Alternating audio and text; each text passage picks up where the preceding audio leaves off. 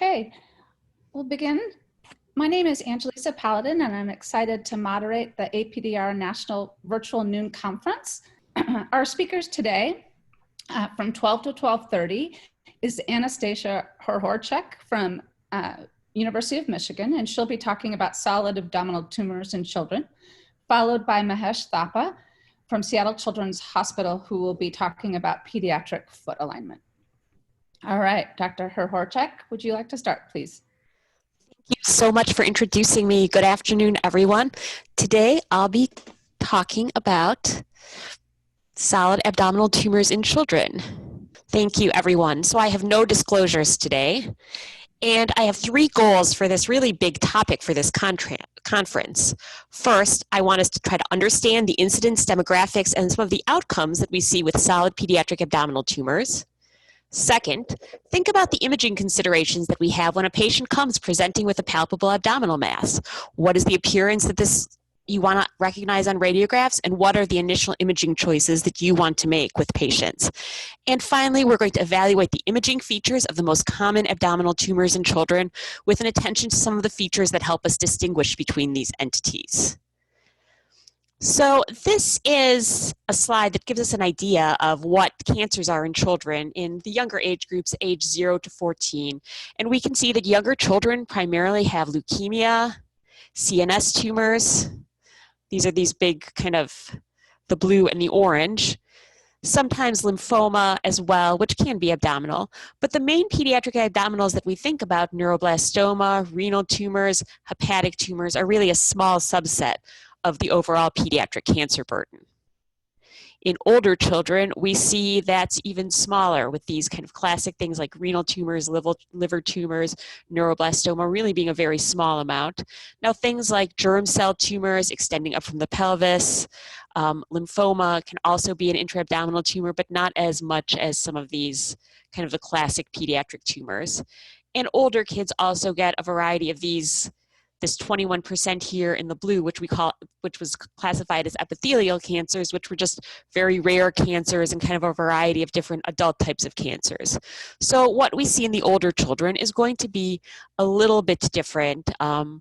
Those classic abdominal tumors of childhood are going to be rarer, and we're going to be thinking a little bit more about adult cancers, germ cell tumors. When we think about survival rates for pediatric cancer, it's amazing how survival rates over the past 40 to 45 years are improving. Neuroblastoma and the associated neuroblastic tumors, survival has increased from about 54% in the 70s to 80% now. Wilms tumor, hepatic tumors also have had significant increases in survivals, as well as germ cell tumors, rhabdomyosarcoma, and we're going to be talking primarily about these first three tumor types today. Another important thing to consider is whether race and ethnicity play a role in survival and outcomes. This research shows that as discussed on the previous slides, when we look from the 1970s to 2013, mortality rates have really declined over time, really across the board.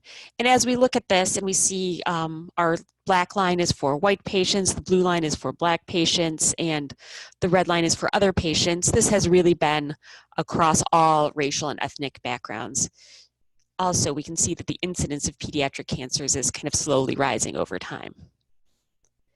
When we look at long-term survivorship and racial and ethnic factors, we can see that Black and Hispanic childhood cancer survivors have a pretty comparable burden of morbidity and mortality to the white patients up to about 15 to 20 years after their diagnosis. Differences in survival after 20 years are felt to be secondary to racial and ethnic differences in socioeconomic status or cardiovascular risk factors. And we can see when we get to about 25 years, the line for non-Hispanic whites is the blue line here. The yellow line is for non-Hispanic blacks, and we can see that at about 20 years, these lines start to diverge with survival rates for non-Hispanic blacks being less when we get out to longer term survival. It's just important to think about that these are some of the socioeconomic factors that are going to impact the care of our patients and their treatments. So I think one of our takeaways here should be abdominal tumors in children are rare, but when they occur and when you detect them, they're going to be a big emergency for the clinicians taking care of the patients and for the family. There are demographic factors that help us decide what we think a patient may have as a final diagnosis. There are also laboratory and imaging factors that we're going to discuss that help direct this differential diagnosis generation and help suggest what the initial management is going to be. And patient outcomes have really improved, so this is a very satisfying group to help take care of. And you want to be prepared to think about long-term follow-up and survivorship issues, including secondary neoplasms in these patients, fertility and cardiovascular issues that can come up at later points and may require further imaging and more contact with us as radiologists as they go through these survivorship issues. So the first thing that I think we're going to talk about today is, how do these children present? What is their initial imaging? And what can you do as a radiologist to identify what is going on with these children just on a plain radiograph? So the first thing that these kids are often going to get is an abdominal radiograph. These are not sensitive, we know that, but you want to really be able to recognize the appearance of a mass on an abdominal radiograph. You want to assess whether there's mass effect. Where is the bowel gas? Does the bowel gas appear displaced? Do you see an abnormal contour of organs? Are there any calcifications that shouldn't be there? And if you're looking at an abdominal radiograph, you really want to look at the lung bases too. If you think that there's an abdominal mass, you want to make sure that you're not missing large metastases right at the lung bases. So let's look at this abdominal radiograph on the right of the screen. We can see that there's bowel gas out here in the left abdomen, kind of a paucity of gas centrally, some loops up here. You might just think a paucity of bowel gas centrally. This patient went on to have further imaging, and a CT scan showed that that paucity of gas was this cystic and solid adnexal mass that was extending up from the pelvis. But pretty subtle when we look at this initial image to really identify that that mass is what we're not seeing. So these can be very subtle. Here are two more patients. On the left, we see a patient with all of the bowel gas pushed down inferiorly, maybe a little bit to the left side of the abdomen. This is a right-sided neuroblastoma originating from the suprarenal region, and you can see even the diaphragm is elevated on that right side. On the right image, we see this large mass in the right flank.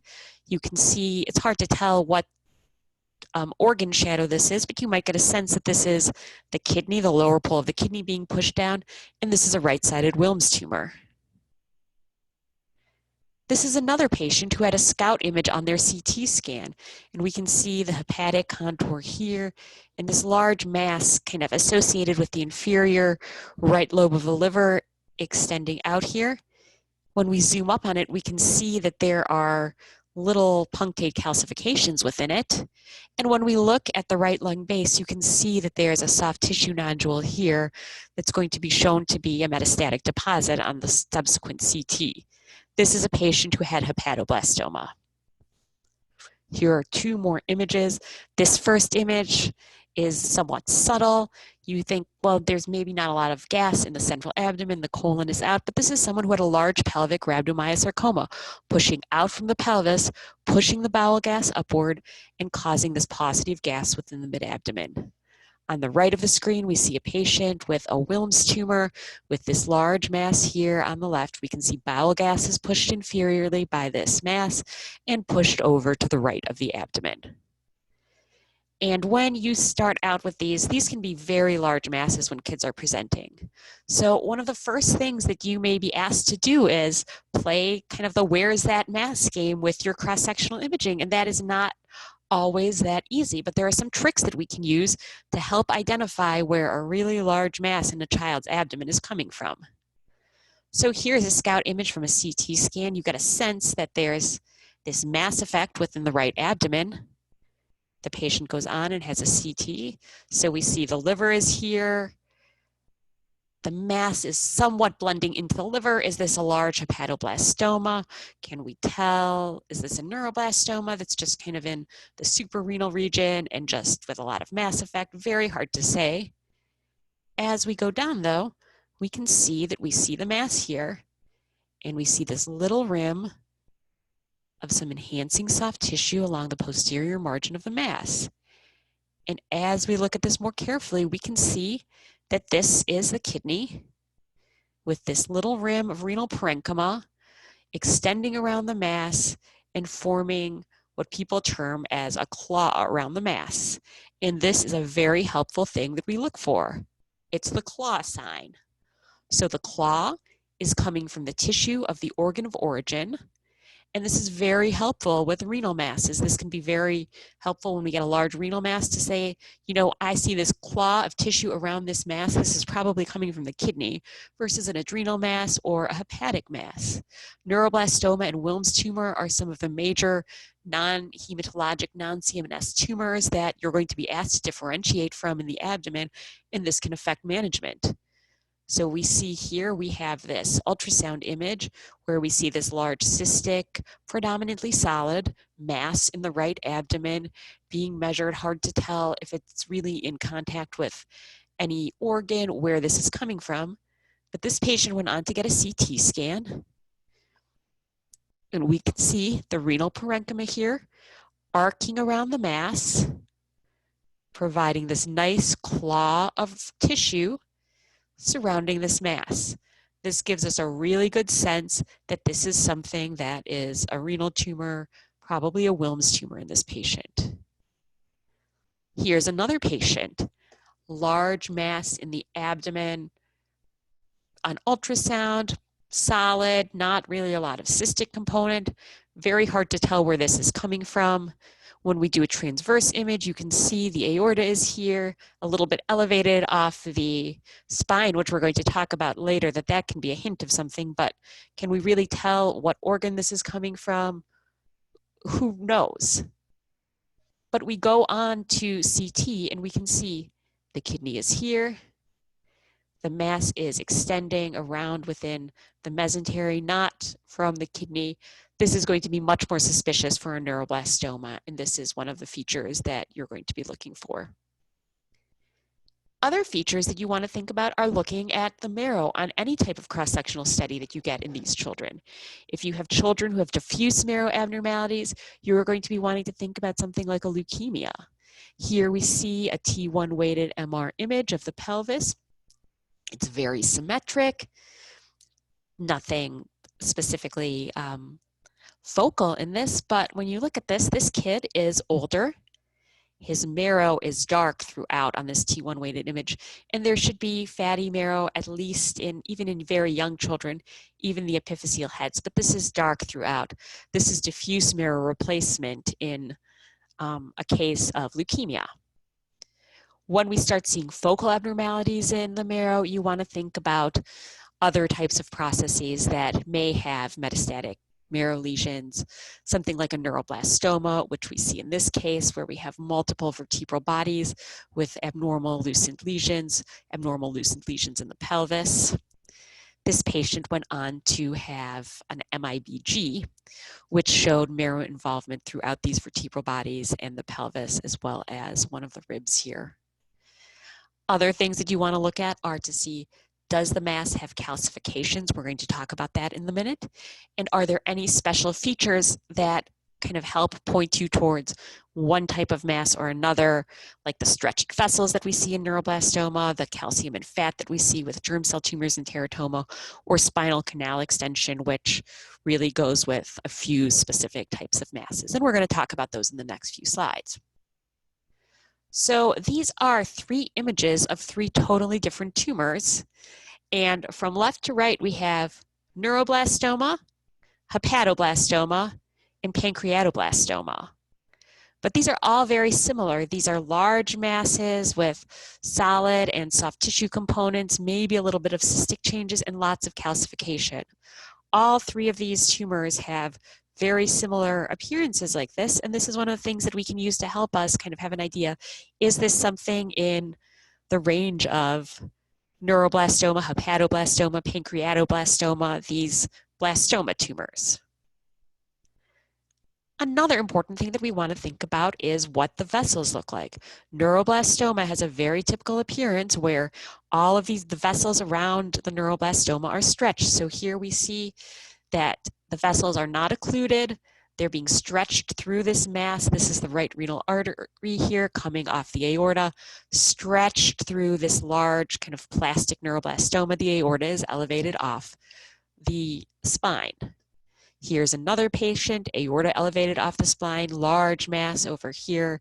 This is very typical for a neuroblastoma. We see the SMA coming here, kind of stretched and attenuated. Another patient here with a large neuroblastoma stretching and narrowing these vessels throughout the retroperitoneum. And the same image, same finding here in this last image that we see at the lower right of the screen. This patient has calcifications within their tumor. So these are features that can help you distinguish from one tumor and another. The final tumors that we're going to look at today are some of the teratomas that we see. This is a peripancreatic teratoma up here. This is an ovarian teratoma. This is a gastric teratoma, and this is a sacrococcygeal teratoma. But in all of these cases, we see tumors that have calcification, maybe a little calcification right here. We see fat and soft tissues. Teratomas have a similar appearance no matter what organ they're involving. Finally, you want to think about if you see any type of neural canal invasion, because there are very few of these tumors that do this, neuroblastoma being one of them. This patient had trouble walking and had a suprarenal mass here in the right adrenal region with some calcifications. Even on this CT, you can have a sense that there's something in the spinal canal here, this large soft tissue mass. MR was performed on this patient showing that there was this large mass extending into the spinal canal. This is similar to the types of findings that we see with neural types of tumors. If you start seeing multiple tumors going in, you can think about something like neurofibromas, which is what we see here with the patient with neurofibromatosis and multiple intraspinal neurofibromas. So what we're going to do now is, with the last part of this lecture, we're going to look at some of the more specifics surrounding the main abdominal tumors that we see in children. And we're going to talk about these first three categories: neuroblastoma and neuroblastic tumors, Wilms tumor and other renal mass differentials, and hepatoblastoma and the liver mass differentials that we have here. So the neuroblastic tumors that we're going to talk about today are primarily neuroblastoma with a little bit on ganglioneuroblastoma and ganglioneuroma. Neuroblastoma is the #1 extracranial tumor in children, and the outcomes here are variable. Some of these involute without treatment, others progress with maximum treatment, but there are some age predictors and biologic predictors that help with stratifying risk, and a lot of these children present with metastatic disease. It is very hard to specifically diagnose between neuroblastoma and the other neuroblastic tumors just on imaging. Imaging can't favor one over another. Mass effect, neural foramen invasion can be seen in all of these. These can all have calcifications. When we see metastatic disease, though, we know that we're talking about neuroblastoma.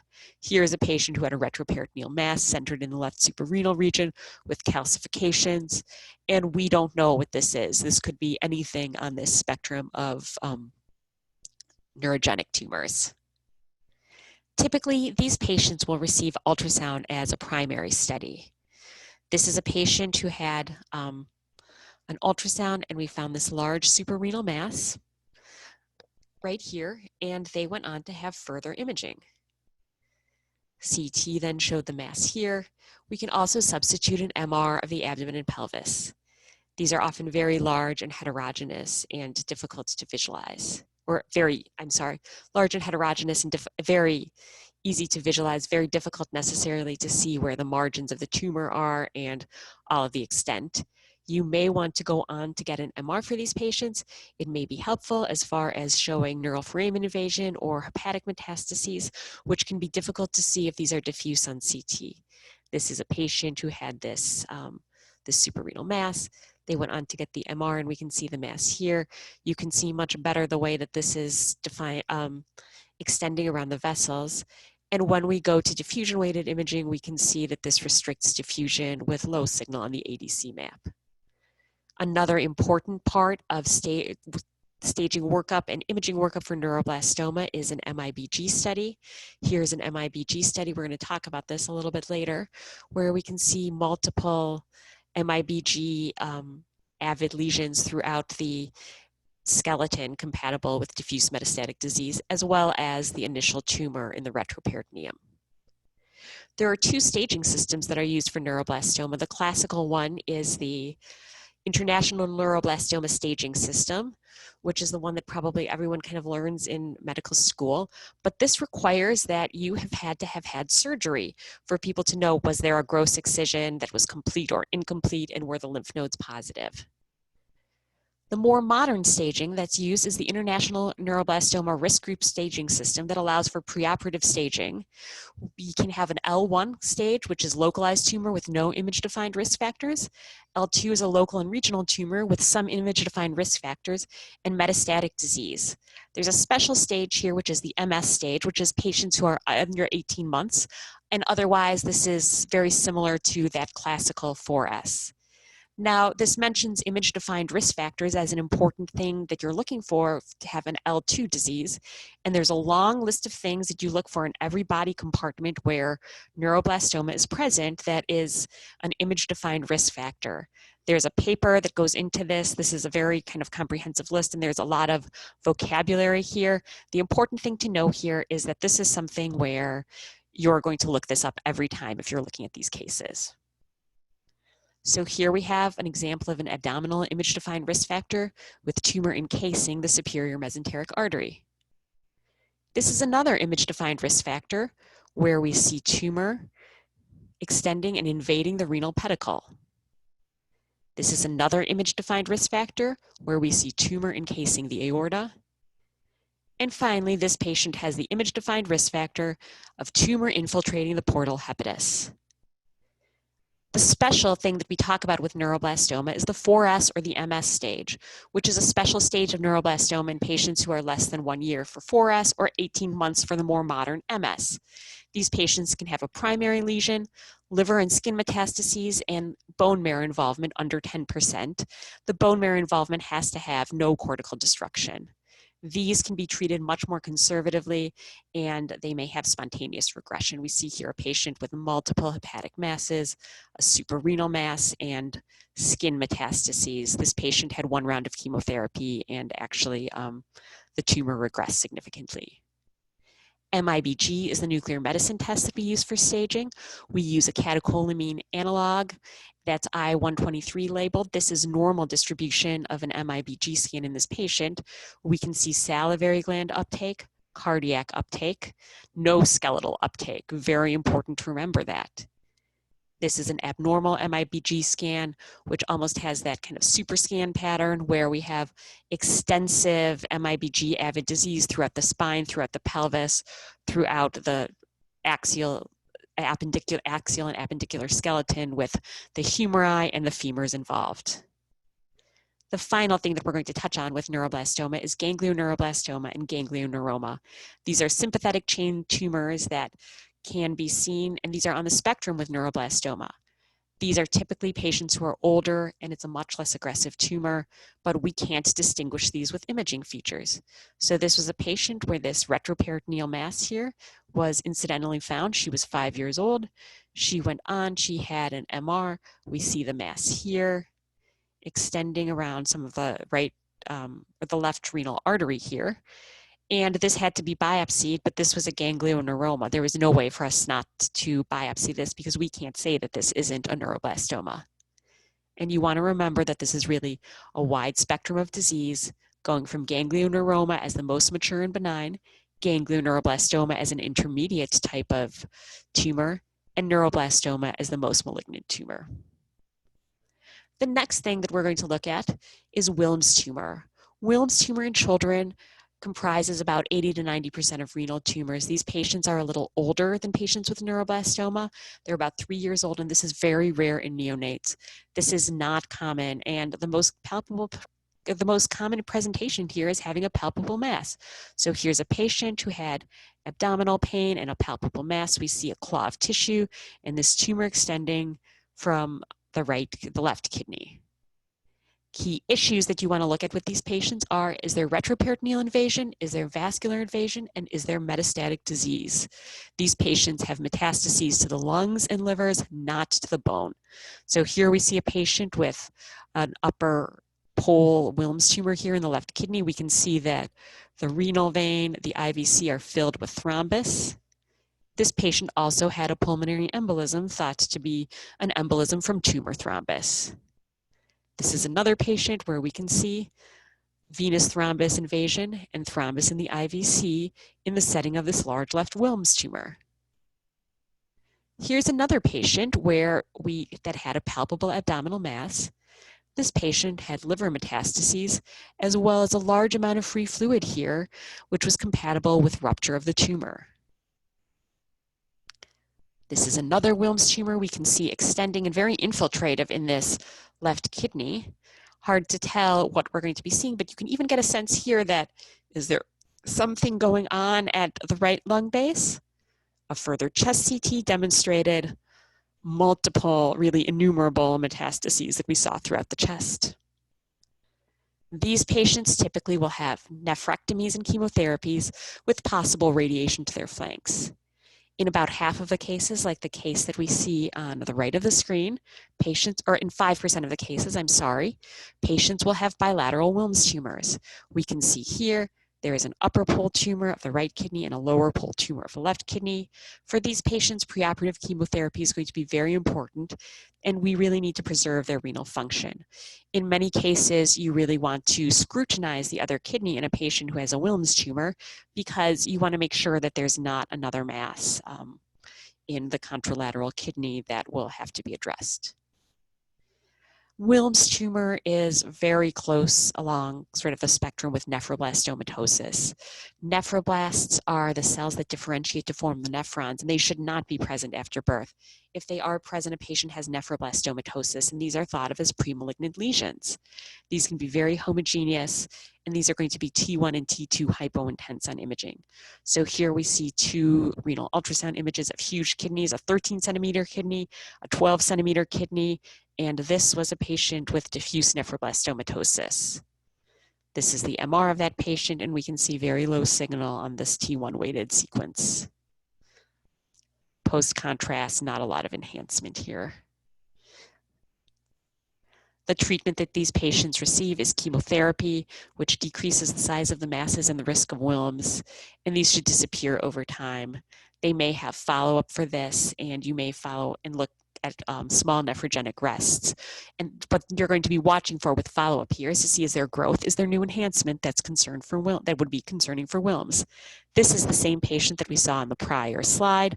Following chemotherapy, you can see significant diminution of the size of the kidneys with decrease in size of the nephrogenic rests. Other renal masses that you want to think about in children include renal cell carcinoma. By the second decade of life, this equals Wilms tumor. You may want to think about whether these patients have an underlying disease, whether they have von Hippel-Lindau, and the metastatic patterns for this are similar to adults. So we see here a patient who has a left upper lobe renal mass, or left upper pole renal mass. Also here, this was a renal cell carcinoma. Mesoblastic nephroma is another tumor that we see in children. Unlike Wilms, this is a solid tumor of infancy.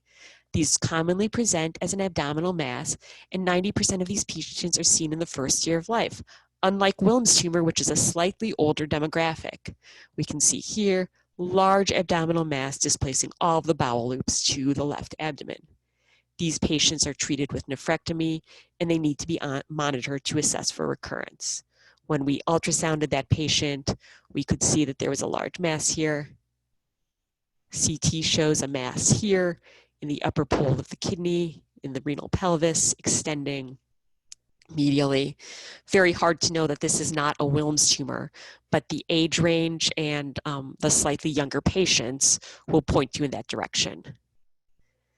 Finally, we're going to look at the pediatric cystic lymphoma very briefly. This is a benign lesion typically seen in patients who are under 5, and 75% of these are boys. We see this mass here. Multiple cysts, small solid components, and these have to be treated with resection because you can't differentiate these from a cystic Wilms tumor. And here is the patient with this bifid, predominantly cystic mass, kind of centered at the renal pelvis. And historically, these were described as herniating into the renal pelvis, which is not as common in the recent literature, but this can be helpful if it's present. The final mass that we're going to talk about today is hepatoblastoma, which is sometimes clinically hard to tell. Patients can have generalized hepatomegaly or a focal mass. These patients are younger and they're going to have an AFP positive tumor. There are multiple syndromes that this is associated with, also sometimes associated with extreme prematurity, and these patients require resection and chemotherapy, sometimes transplant. So we can see here these ill-defined calcifications in the right upper quadrant. This patient went on to have an ultrasound with these focal echoes. Some of these are shadowing. CT shows this extensive infiltrative mass with calcifications, and this is a hepatoblastoma. This is another patient with hepatoblastoma, and we can see the extent of tumor. This is the porta hepatis here, very poorly defined and filled with tumor thrombus. Patients with this level of thrombus are typically referred for transplant. Another patient on plain film, we can see large calcified mass within the mid-abdomen. Ultrasound shows this hypoechoic mass with posterior acoustic shadowing compatible with the calcifications. The patient went on to have a CT. We can see large calcified mass. And the MR shows that this mass is here at the porta hepatis and may be involved with tumor thrombus and certainly with some ascites. This is a patient with hepatoblastoma with diffuse infiltration. No normal lymphoid parenchyma is really seen throughout the study, and this is going to be someone who's going to have to be referred towards transplant. This is a patient with portal venous tumor thrombus, where we can see the portal vein right here with tumor thrombus invading in. That is an important factor that you're going to want to account for and think about when you're reviewing these cases. Patients can also present with mesenchymal hamartomas, which are a common lesion that we think about when we're presenting with a child with a hepatic mass. These are benign masses, usually solid and cystic, and patients are usually younger. They're usually less than 2 years of age. Hepatoblastoma can be a little bit older than this. The AFP is usually negative for these patients, and these need to be excised. We can see here, this is a patient who has a large cystic mass in the mid-abdomen. Kind of hard to tell what the organ of origin is. Could this be some other type of cystic mass, like a lymphatic malformation or a colodocal cyst? Possibly. That's going to be on our differential when we are faced with these.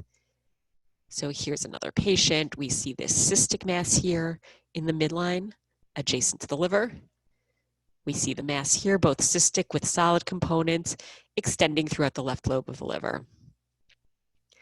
HCC is not something that we think about as common in children. The rate has been increasing as more children are surviving with hepatitis B, cirrhosis, or metabolic liver disease. These patients can have poor outcomes and they need to be resected with lymph node resection. And many patients get transplants for this, just for both their hepatocellular carcinoma and their underlying liver disease.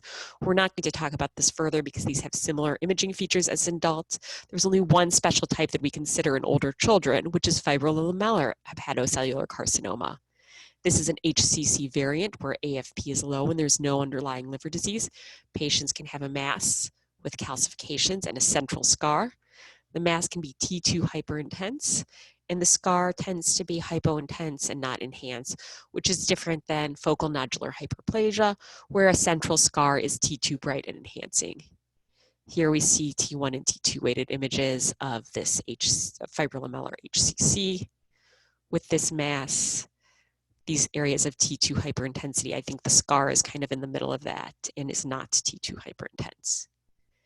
Hepatic masses are very important to correlate with alpha-fetoprotein, and if you have an AFP positive mass in a younger child versus an older child, you're going to be thinking about hepatoblastoma versus HCC. These are the other entities that we think about with a hepatic mass and AFP negative. So I hope we covered these objectives today. Thank you so much for listening and your time. I just want to put about a 10-second plug in for pediatric radiology. It's a wonderful field. We are at Mott Hospital at the University of Michigan in Ann Arbor. We have a beautiful hospital and we have many active people in pediatric radiology who will be happy to talk to you or give you more information about this. This is my email address at med.umich.edu, and I'd be happy to contact anyone who wants to learn more about pediatric radiology or what it's like to practice as a pediatric radiologist. Thank you so much for your attention. Thank you, Dr. Hryhorczuk. Next, I'd like to introduce Dr. Thapa, who will be talking about foot alignment. All right, gang. My name is Mahesh Thapa. I'm a pediatric musculoskeletal radiologist at Seattle Children's Hospital. I have the extreme pleasure of working with Angelisa, so it was great to see that she was the moderator. It was a complete surprise when I logged on. And today we'll be talking about pediatric foot alignment. It's not a very sexy topic per se, but it's really bread and butter pediatric radiology, and something that not just pediatric radiologists, but everybody should be familiar with, because you are going to see these radiographs come across your reading list. Oftentimes I'll come to the reading list and there'll be a collection of these pediatric foot stuff at the end because people sort of feel uncomfortable. But hopefully what we talk about today will make you feel comfortable, because we're going to approach this in a systematic manner so you won't be apprehensive about these exams when you do see it. Okay. I have no disclosures to make. This is me practicing social distancing in the time of COVID. This is actually taken in Seattle, so there's a beautiful sunrise. So here are some objectives for you. By the end of this talk today, you as the audience should be able to, one, reiterate the components of the foot. It actually is important to know what makes up the forefoot, what makes up the hindfoot and the midfoot. Two, you should be able to distinguish the more common entities such as hindfoot varus, hindfoot valgus, and hindfoot equinus. In addition to that, we can describe forefoot abnormalities in detail. And finally, there are two additional sort of abnormalities that we encounter quite frequently, and it becomes important, called vertical talus and oblique talus, and we'll talk about the differences of those two things. And the last thing I want you to recognize is a condition called skew foot. So we're going to come up with a systematic method for you to diagnose all these conditions. Now, I don't want you to worry about writing stuff down because, one, this is being recorded, and second, all the information I talk about is laid out for you in this article we wrote about 10 years ago in AJR. So it has sample cases, it has a little self-assessment at the end, so I really encourage you to check it out. Just Google my last name and pediatric foot. This should be the first thing that comes up. So let's talk about normal foot alignment first. And these are quote unquote the rules of foot alignment. So it's like it's like any game that you play. Why do you have to do that? You just have to. These are the rules, and you follow these rules, and it'll lead you successfully to the end as a winner. Okay. So first of all examinations should be performed weight bearing. Okay. If you don't have weight bearing, then you can undercall some abnormalities, and you can even call abnormalities, in fact, things are normal. So without weight bearing, all bets are off. You cannot talk about alignment without weight bearing. Let's say the child is too young to weight bear. Maybe they can't walk. Then you have to get what's called simulated weight bearing, in which case you apply pressure on the sole of the foot and see how the bones realign with that added pressure. And that simulates weight bearing. So that's valid for kids who can't walk or stand. Number two, you need orthogonal radiographs to help you make the diagnosis. Orthogonal just is a fancy way of saying right angles. So the most common orthogonal views in pediatric radiology, foot, is the AP and the lateral, but realizing that the AP truly isn't an AP view, right? If you had an image, just a crude image of the foot, ankle, whatever, AP view would be going this way, anterior to posterior. In fact, what we typically get are these views going from top to bottom. So this is really dorsiplantar view, but just realize that when they say dorsiplantar, or when they say AP, they're actually talking about dorsiplantar views. So don't confuse that. It's just convention. So one of the most important things to also realize, more so in kids than in adults, exact angle numbers are not really that important. You'll see literature quoting values like, oh, this should be around 35 degrees, this should be around 22 degrees, or this should be a range of this and this. Those are not important to remember. What is important to remember are certain relationships that bones have to each other. And when you sort of take that into account, you will arrive at the correct diagnosis. In fact, an over-reliance on these numbers can be detrimental because you'll end up calling things normal or abnormal when in fact they won't be, because the relationships of these bones will not be quite right. And if there's one thing that you want to remember from this talk, as far as a rule, the last one is the most important one, okay? You assume that everything moves around the talus. The talus, as far as you're concerned, is the center of the universe for the foot. Let's say you have a foot that looks all whacked up, you know, forefoot is pointing somewhere, the hind foot is pointing somewhere, the talus looks like it's in the middle of nowhere. It's in fact the talus, that's exactly where it should be. Every other bone in that foot has moved with respect to the talus. So if you take talus as your center of the universe, you're not going to make mistakes. Why is that? That's because the talus is the only bone in the foot that doesn't have muscular attachments. So it's outside the influence of things that cause malalignment, such as a tight muscle, abnormal innervation to these muscles, right? So if you have a bone that is outside this influence, it's going to stay where it should. All the other bones are going to be affected by these abnormal packaging or innervation or muscular problems. So again, assume that everything moves around the talus. Now let's get to some imaging. So we're going to go over normals first, some fundamentals, and we'll practice that for our abnormals, okay? So we have a frontal view. Remember, this is really a dorsiplantar view, but we call it a frontal view. And the hind foot is basically made up of two bones. It's made up of this guy right here, which is your talus, and it's made up of this guy right here, which is your calcaneus. Those are the only two bones of the hind foot that you should be worried about. Those are the ones that really exist. Next, we're going to skip the midfoot and go to the forefoot because it's easy. The forefoot is simply your metatarsals, all these guys, and your phalanges, okay?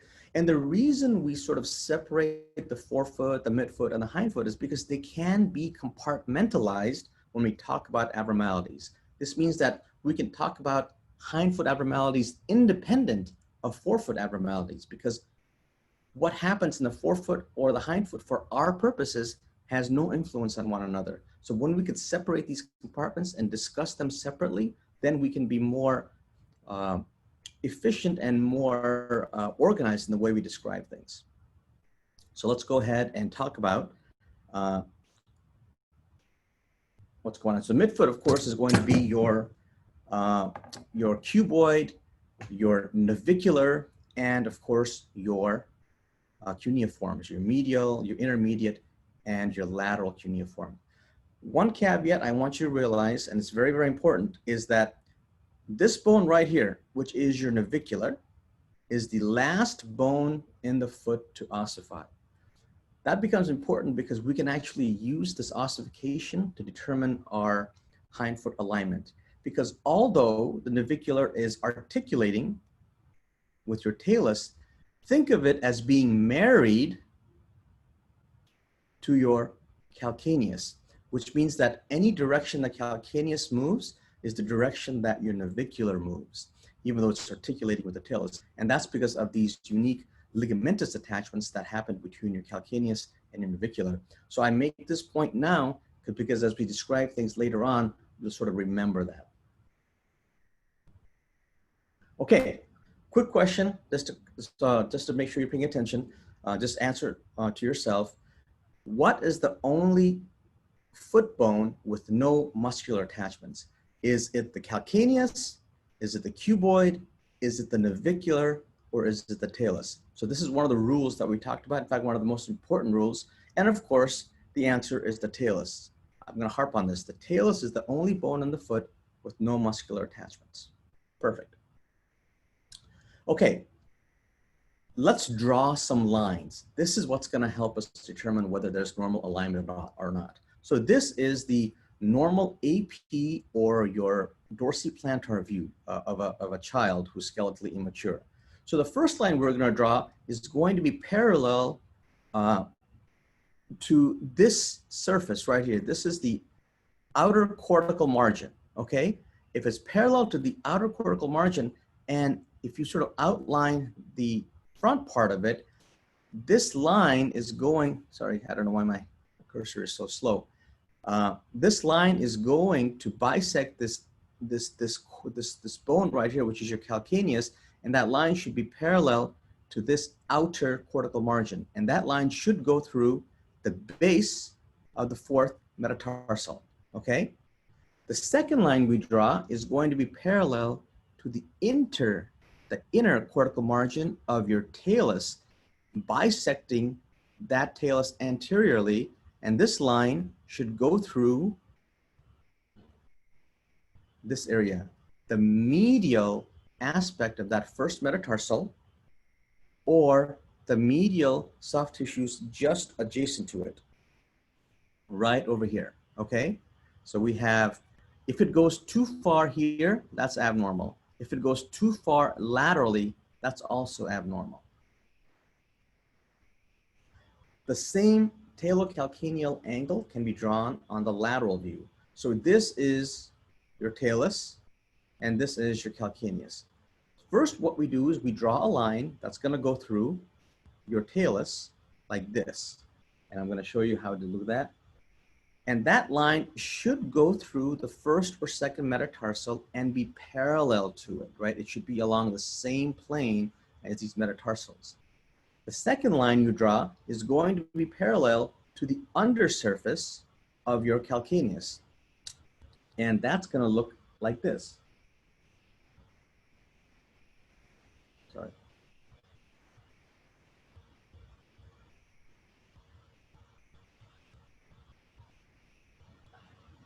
There we go. That's going to look like that, such that you form a certain angle. But remember, angle measurements don't actually matter very much. What's important here is, again, that the talus points parallel to the metatarsals, and your calcaneus is slightly dorsiflexed anteriorly, such that you form this nice plantar arch. So in the literature, you're going to see values that say, okay, if a child is between 0 and 9 years of age, that degree is going to vary between 25 and 55 degrees. Now that is a huge range. That number helps nobody, okay? In fact, I'll show you an example where on the lateral view, this angle clearly lies between 25 and 55 degrees, yet it's an abnormal scan or abnormal alignment, okay? So don't rely too heavily on these numbers, in fact, at all. You just want to look at the relationships these bones have to each other. Same rules apply whether you are skeletally more mature or skeletally less mature, okay? So let's think about this.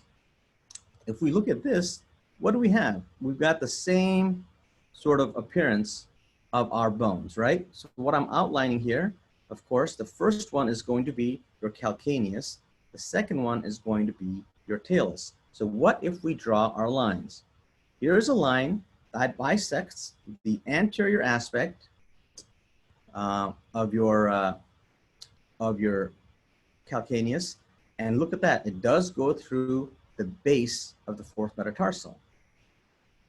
The second line we draw is parallel to the intercortical margin of your talus and does in fact go through the medial aspect of that bony first metatarsal or the adjacence of tissues right next to it. It doesn't go the lateral aspect of the bone, doesn't go too much in soft tissues. Again, you form this angle, this V angle.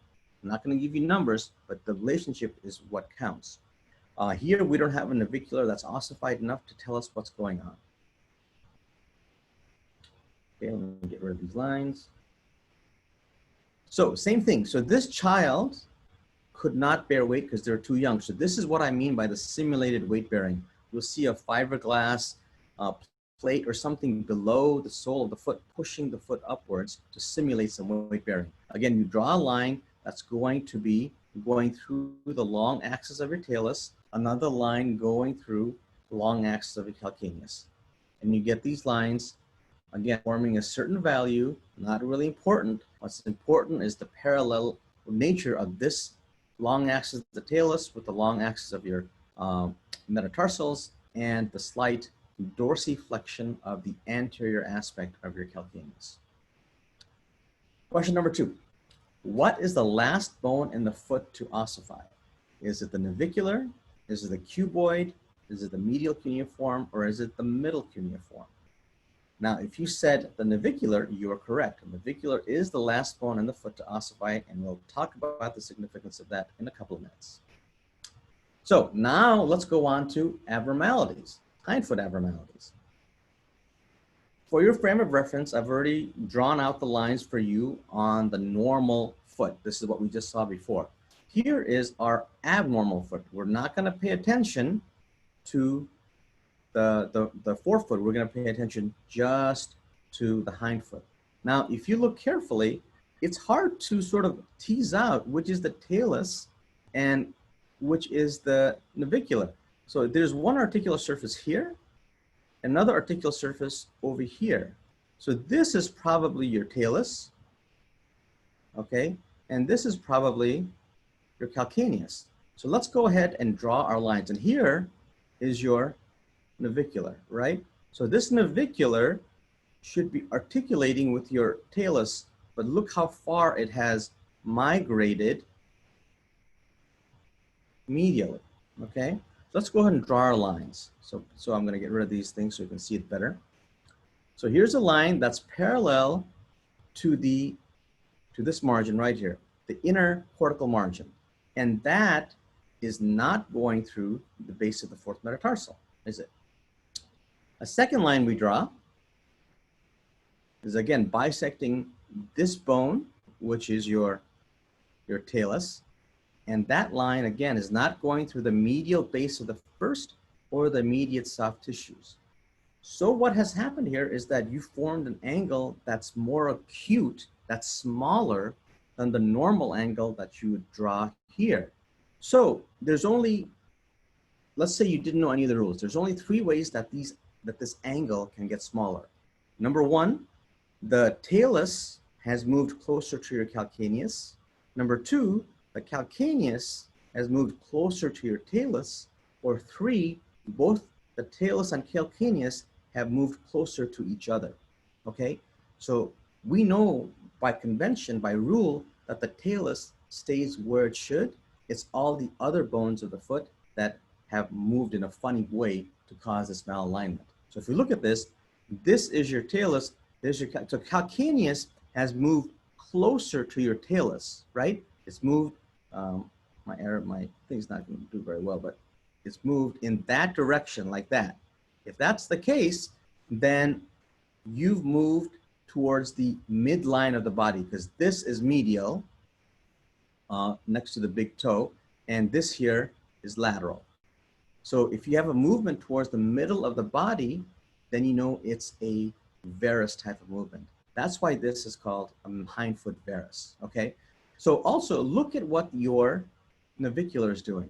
If you are lucky enough to have radiographs where the navicular is completely ossified, without even drawing the lines, it'll tell you what's happening.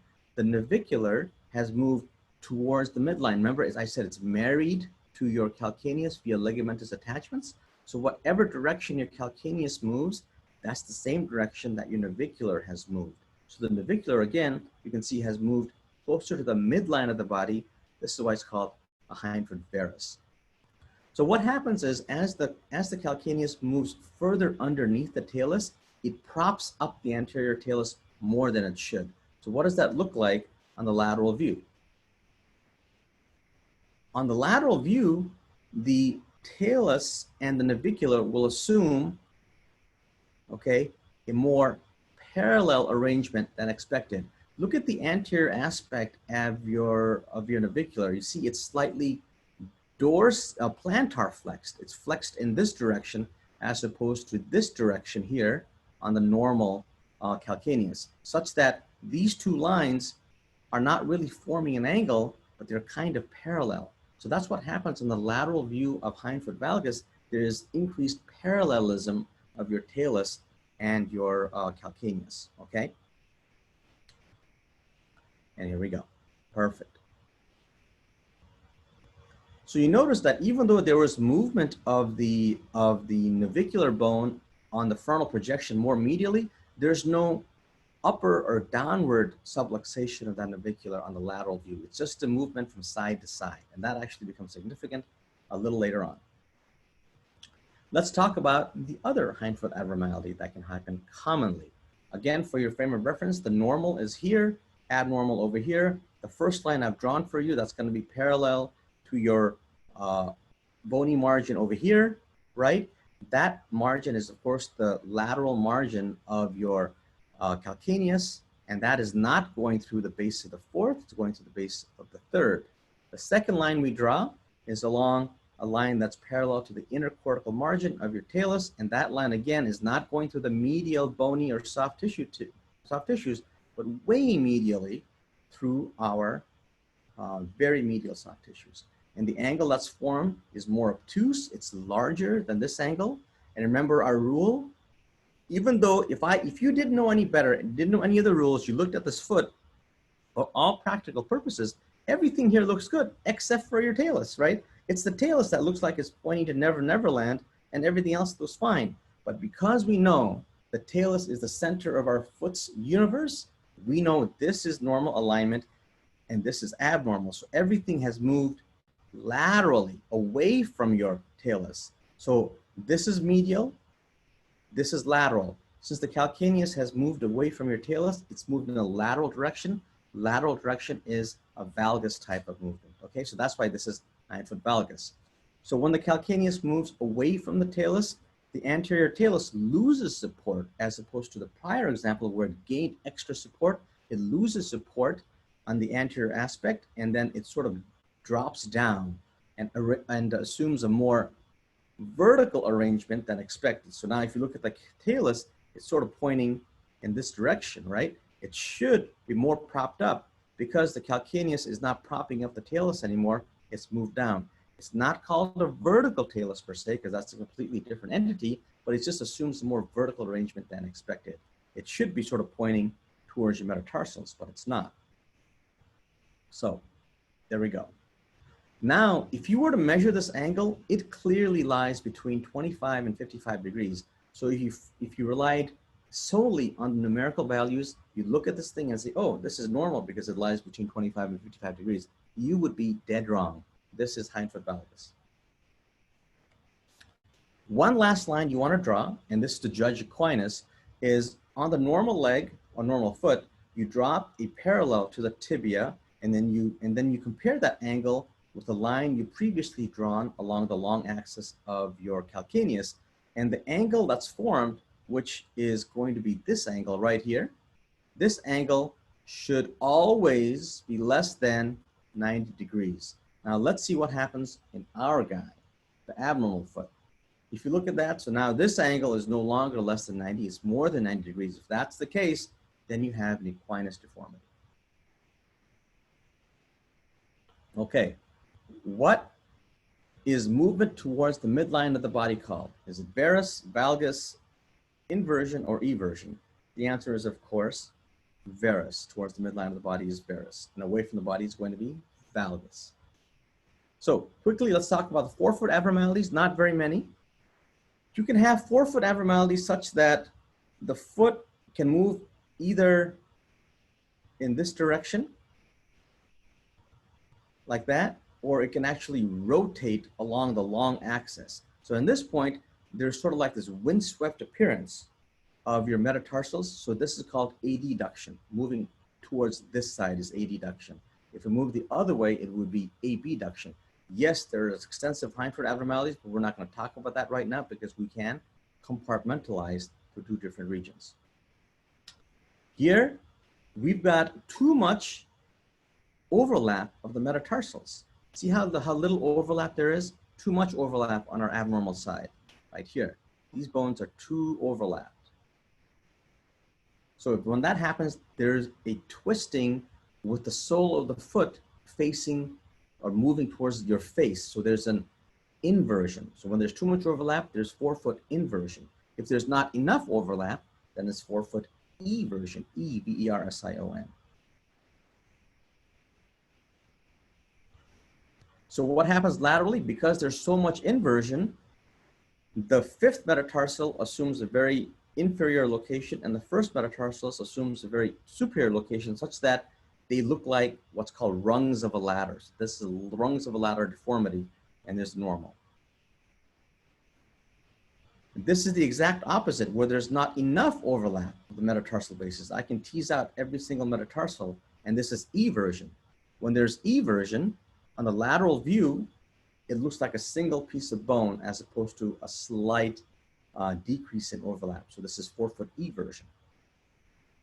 So on the AP view, if there is decrease in the talocalcaneal angle, what abnormality is present? If there's a decrease, it's going to be a varus abnormality because the calcaneus has moved closer to the talus, causing a decrease in the angle. Okay, just briefly, congenital clubfoot, and that's really all you have to know, okay? You've got these forefoot abnormalities, which is adduction, abduction, eversion, inversion. You've got the hindfoot abnormalities, which are varus, valgus, and equinus. And everything else is just a combination of these various abnormalities of the forefoot and hindfoot. So here's the classic example, is congenital clubfoot. Congenital clubfoot is just combination of hindfoot varus, hindfoot equinus, forefoot adduction, and inversion. So you can already imagine what this looks like. For example, let's take a look at this. Here's our normal foot here. If you look at the forefoot, there's too much overlap of the metatarsal bases. If you look at the hindfoot, there is complete overlap of your talus and calcaneus, such that the angle between the two are like basically one line. So there's extreme narrowing of that talocalcaneal angle. That means it's varus.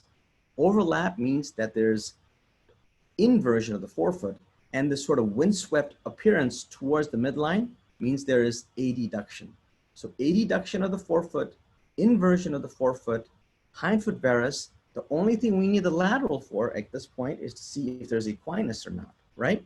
So let's see the lateral on this kid. So what do you expect on the forefoot? It's going to be a lateral-like arrangement because of the inversion, increased parallelism because of this overlap. And navicular, see how much navicular is shifted towards the midline? Perfect, here we go. Lateral view, increased parallelism, lateral-like arrangement of the forefoot, increased parallelism of your talus and calcaneus. And if you were to drop a perpendicular from the tibia, the angle that's formed is clearly more than 90 degrees. That's where the equinus part comes in. So this is clubfoot.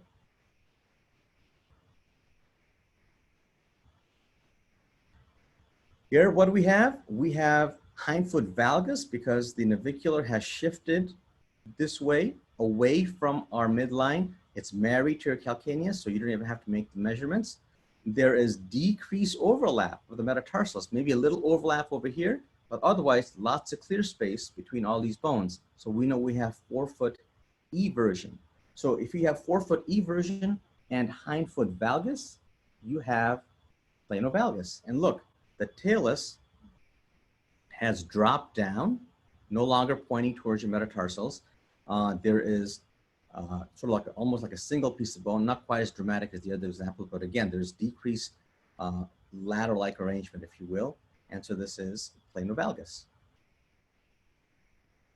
And one major abnormality here, we've got, again, overlap, complete overlap of both the bones. So you have hindfoot varus, the navicular has moved towards the midline, another clue that it's hindfoot varus.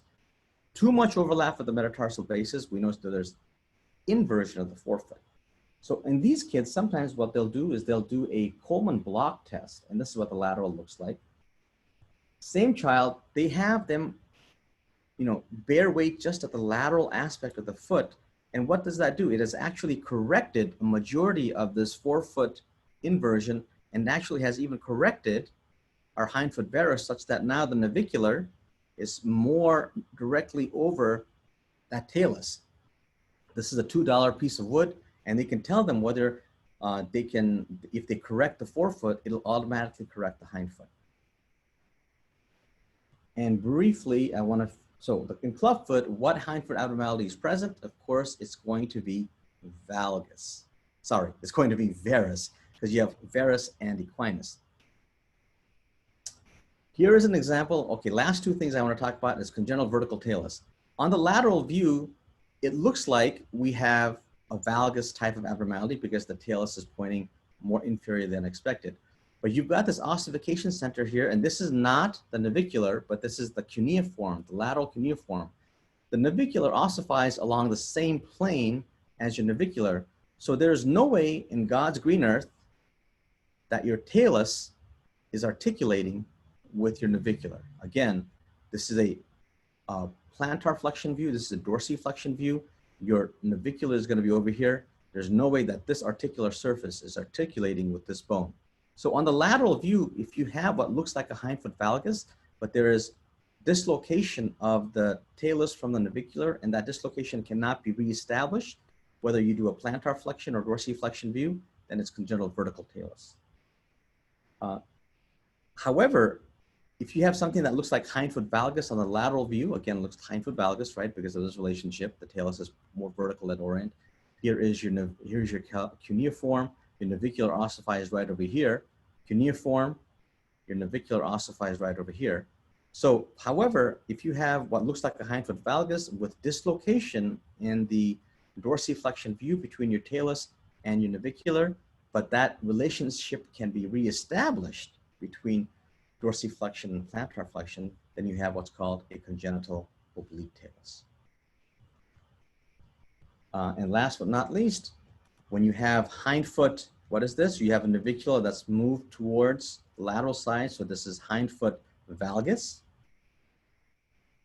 Forefoot adduction, right? Because there's a windswept appearance of your bones and too much overlap. So you have forefoot inversion. Forefoot adduction inversion with hindfoot valgus is known as skew foot. The important thing to realize is that it's not important what these things are called, but you be able to describe it. If you just say in your report, there's forefoot adduction with inversion and hindfoot valgus, even if you don't use the word skew foot, people know what you're talking about. The orthopedic surgeons will know what you're talking about. So if you can just get that much, you're doing great. All right, this is my email address. I know we covered a lot of stuff. If you have any specific questions, I'm happy to answer them now, or you can email me. And if you have other questions, also read that article we wrote in AJR. That'll also be very helpful. Thanks, Mahesh. I appreciate it. Thank you. All right, I'm going to end this session.